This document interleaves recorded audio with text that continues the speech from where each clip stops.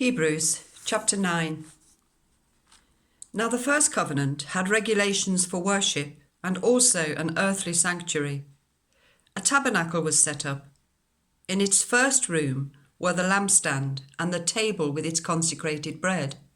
This was called the holy place. Behind the second curtain was a room called the most holy place, which had the golden altar of incense and the gold-covered ark of the covenant. This ark contained the gold jar of manna, Aaron's staff that budded, and the stone tablets of the covenant.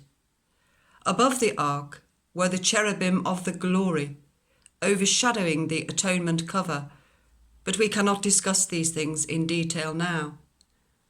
When everything had been arranged like this, the priests entered regularly into the outer room to carry on their ministry, but only the high priest entered the inner room, and that only once a year, and never without blood, which he offered for himself and for the sins the people had committed in ignorance. The Holy Spirit was showing by this the way into the most holy place had not yet been disclosed, as long as the first tabernacle was still functioning. This is an illustration for the present time, indicating that the gifts and sacrifices being offered were not able to clear the conscience of the worshipper. They are only a matter of food and drink and various ceremonial washings, external regulations applying until the time of the new order. But when Christ came as high priest of the good things that are now already here, he went through the greater and more perfect tabernacle that is not made with human hands, that is to say, is not a part of this creation.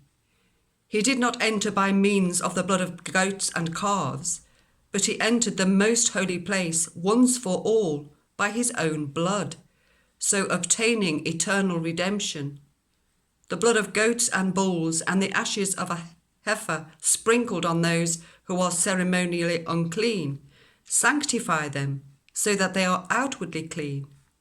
How much more then will the blood of Christ, who through the eternal Spirit offered himself unblemished to God, cleanse our consciences from acts that lead to death, so that we may serve the living God. For this reason, Christ is the mediator of a new covenant, that those who are called may receive the promised eternal inheritance, now that he has died as a ransom to set them free from the sins committed under the first covenant. In the case of a will, it is necessary to prove the death of the one who made it, because a will is in force only when somebody has died. It never takes effect while the one who made it is living. This is why even the first covenant was not put into effect without blood. When Moses had proclaimed every command of the law to all the people, he took the blood of calves, together with water, scarlet wool, and branches of hyssop, and sprinkled the scroll and all the people. He said, "This is the blood of the covenant, which God has commanded you to keep." In the same way, he sprinkled with the blood both the tabernacle and everything used in its ceremonies. In fact, the law requires that nearly everything be cleansed with blood, and without the shedding of blood, there is no forgiveness. It was necessary, then, for the copies of the heavenly things to be purified with these sacrifices, but the heavenly things themselves with better sacrifices than these. For Christ did not enter a sanctuary made with human hands that was only a copy of the true one. He entered heaven itself, now to appear for us in God's presence. Nor did he enter heaven to offer himself again and again, the way the high priest enters the most holy place every year with blood that is not his own. Otherwise Christ would have had to suffer many times since the creation of the world.